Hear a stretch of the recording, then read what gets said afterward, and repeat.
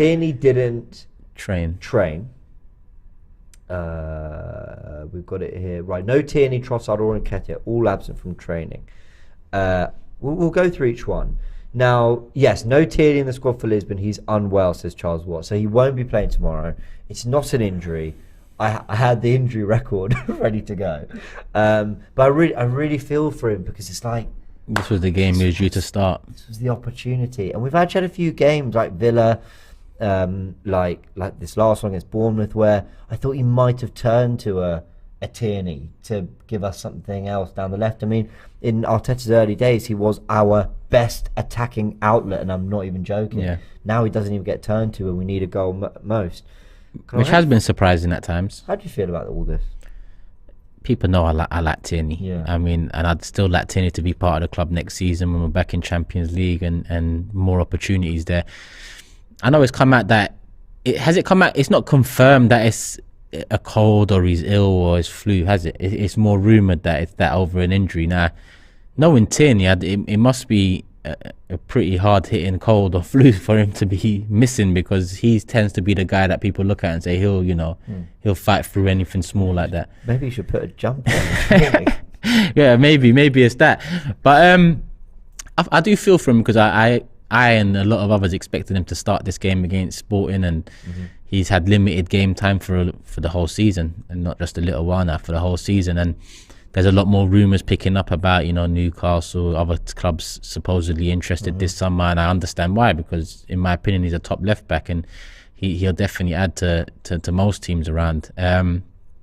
But I just hope that it is precautionary more so than it is, certain that he's missing tomorrow. I know he missed training, but he's been there throughout for the last however many weeks. Yeah. So one day of missed training, I don't think equates to him missing the game against Sporting. I still hope there's a chance there, and I still hope to see him.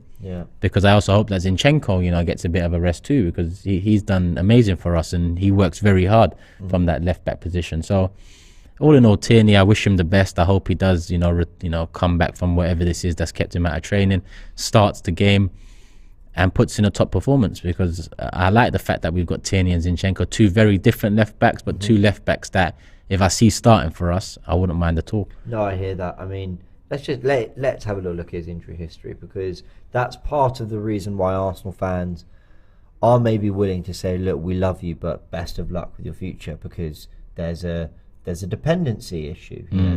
And look, this season hasn't been a problem. I'm looking here. He hasn't had an injury all season, apparently. So that's great. Obviously, before, when he was playing far more regularly, he'd had the knee surgery that kept him out for only 10 games. It was 98 days. Obviously, that was across the summer as well. Yeah. Ankle problems. The year before, he had 2 knee injuries and a virus infection. I mean, bless him. Can't blame him for that. And a groin injury as well before that. And he missed 19 games of the 1920 season with a shoulder injury. It was a key part under Arteta in winning the FA Cup as well, playing that left centre-back role. I think my feelings on Kieran Tierney are, I really like the guy. I think when he came, people will forget that he was one of the first players that Arteta really championed. Yeah. So the way he trains like he plays. That's the standard.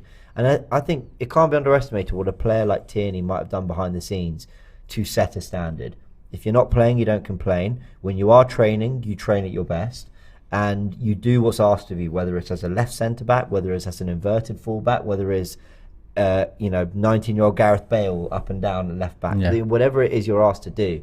So I think Kieran Tierney, while I don't think it will be reflected in the numbers and the stats, especially if we're to win this league and it's Zinchenko's played every game, I don't think you can underestimate Kieran Tierney's involvement in the reculturing of the culture club. Change. Yeah, I agree with that.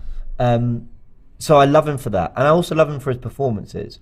But keeping him for me this summer would be a little bit like ordering a roast chicken and then they ask me if I want a side of steak and saying yes.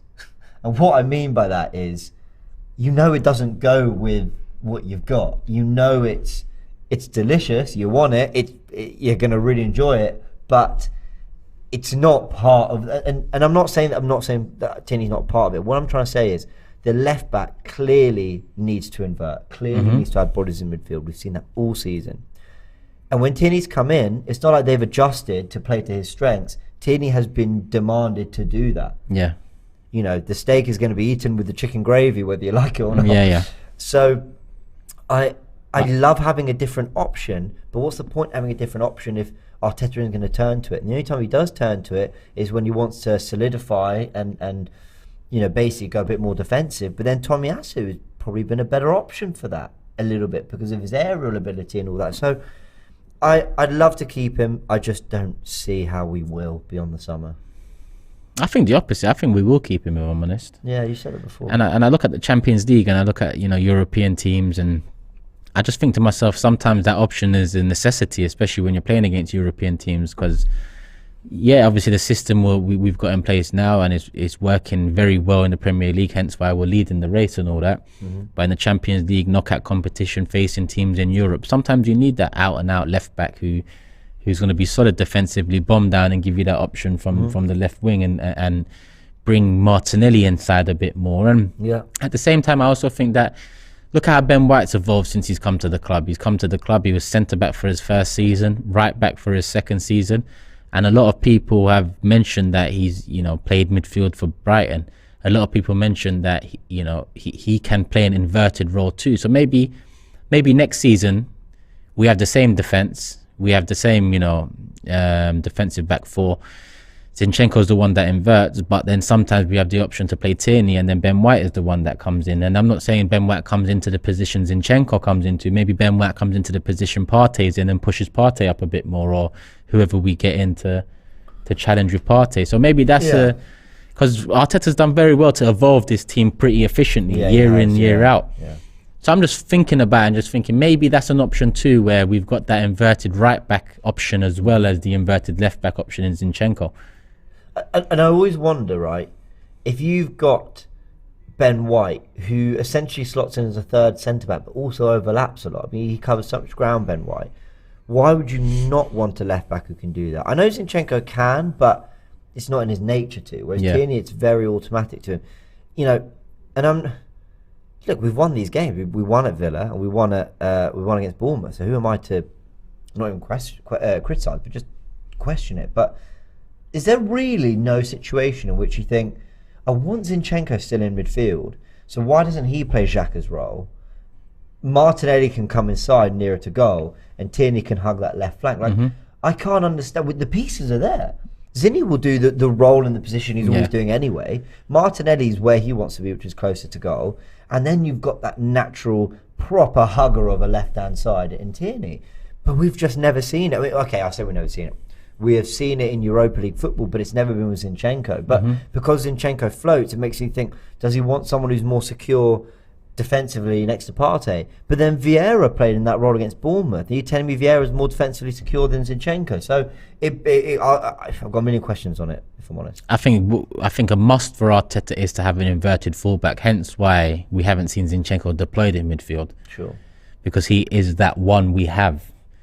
But you're right, there's other pieces. But like I said, sometimes it's best to evolve and focus on that first stage of evolving, then bring in the next stage, rather than maybe bringing in 2-3 different systems at the same time. So do you think Tierney was part of the first stage when Arteta arrived, and maybe the second, then say this is the third, and he's not been a part of it for various reasons, you know, Zinchenko's form, what he needs, but do you see that there's maybe and you're not the first set, I saw someone talking about it on Twitter, talking about Arsenal evolving their system even more. Do you think there could be another step in which it's Tierney that is, you know, not resumed, returned to the team in some way, shape or form, because he offers a different outlet? I do, honestly, I do. Hope you're right. I really would love to see it. I think Tierney's not the guy to evolve. I think Tierney is what Tierney is now. Yeah, I agree. That's why what I was saying earlier about when Tierney potentially plays next season, maybe Ben White is the one that evolves from this season to, you know, deploy more of an inverted right back role. And, you know, if I'm not mistaken, didn't Cancelo play both right and left fullback for City and played inverted on both sides? So that's who Arteta's learned off as well. So options are good.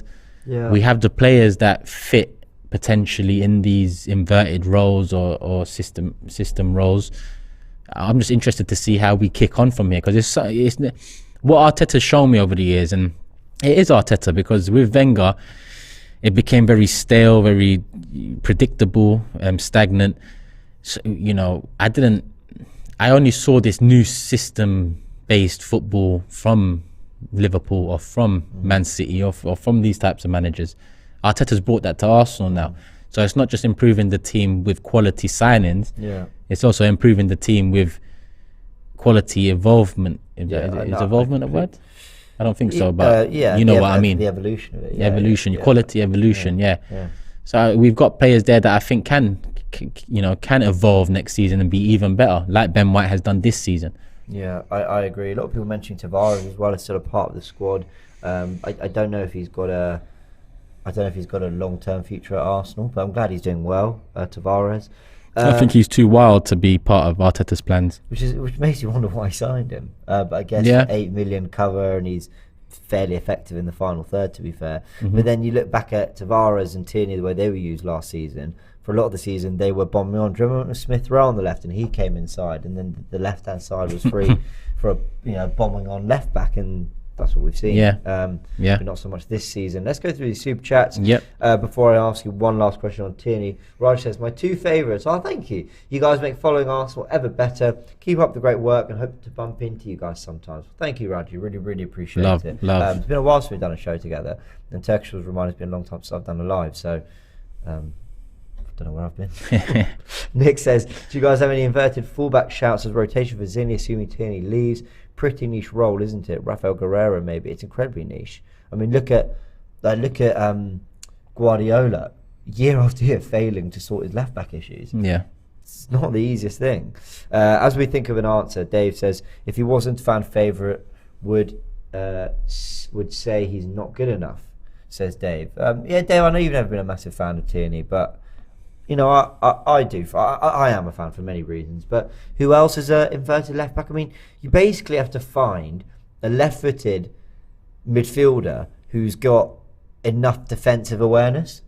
Do you know what I mean? That's why Fabian Delph was able to convert, because he was kind of a box-to-box / defensive midfielder, left-footed. And they're like, oh, great. Well, we need you to kind of operate in that area of the pitch. So and listen, a lot of the signings that Arteta's made over his time in the last 2 years is not the signings I would have gone for. It's not signings that I've known much about here and there, like with Ben White, who we keep on mentioning. But they're signings that have worked. So at the end of the day, I can pluck names, but if you told me the summer of 2021, Arteta's solution to the fullback issue is Brighton's centre back and Man City's reserve midfielder, I'd go, what? So are you what? And he's going to spend a combined 85 million on these players. Sorry? I don't go, are you? But no. You wouldn't have believed it. No. You wouldn't have believed it now. And look, last year we went in for Martinez, who I think would have been an option there, in my opinion. 100%. Kieran Tierney has been rumoured with moves to Newcastle and some other clubs, but Newcastle's the big one that they're talking about. What should Arsenal be looking to get for Kieran Tierney if this is to happen? And that's, you just put a 7 in the chat. Because there's a United fan talking shit there, like his team didn't hold 7 last week. I'd suggest you just log off of YouTube for a little while, my guy. Guys talking about Rashford and Saka. You held 7. You held 7. And not only that, you've held 6 to Tottenham at your grand. You've held 6 to Manchester City at your grand. Hold that, my guy. 10. The comments are going mad. 7. Someone goes 70 mil. 7. Oh, fair enough. You can't. You're right. They get battered a lot. As much as they're improving. Anyway, it's totally off topic. Good. Tierney. Right, you've set them off now. Seven, about to call you 7. Turkish, you've set them off. Tierney, price tag. I've got to go 35-40 million. I'd agree with that 100%. I don't think. I think it's unreliability. If he was reliable injury wise, then we could look for 50. But I think because of his injury record, and the fact that he's not a first teamer for us and gets used sparingly, I think 35-40 million is a fair price tag for him. And I think the market for fullbacks. Cucurella went for 62 million. But otherwise, it's been a fairly modest market, I think. I'm trying to think, Porro went for what, 40 million? Yeah. Although I think that release clause might have helped that. I'm just looking at some other fullbacks over the years. I know Emerson isn't very good, but when he was signed and there was a prospect there, they paid 25 million for him. I just don't think. I think the Cucurella one is like a moment of madness. Like even Man City were like, "Oh, we're not doing it at 62 million or whatever." So I can't imagine him, especially you're right with the unreliability with his injuries. I can't imagine him going for more than 40. What I don't want to see is he goes to 25. Basically what we paid for him, because even though he's had his injury problems, even though he's not played as much as we would like, I think he has 100% proved that he has got the potential and the talent to be a top left back. You know what? I'd actually say 35 rising to 50, because I think that with Newcastle especially, you could put in a 35 million, give us another 5 if you make Champions League, give us another 10 if you win a domestic cup or if you win something. I think with a team like Newcastle, you could get that sort of a deal done. Do that kind of business. His contract expires in June 2026. It's not like there's any rush. Yeah, exactly. Yeah, it's got 3 years. Yeah, you're right. Shop for AFTV merch at shop.aftv.co.uk. Subscribe to us on YouTube. Follow us on Instagram, Facebook, Twitter, TikTok, Snapchat and Twitch. We've got content for every platform, so check it out.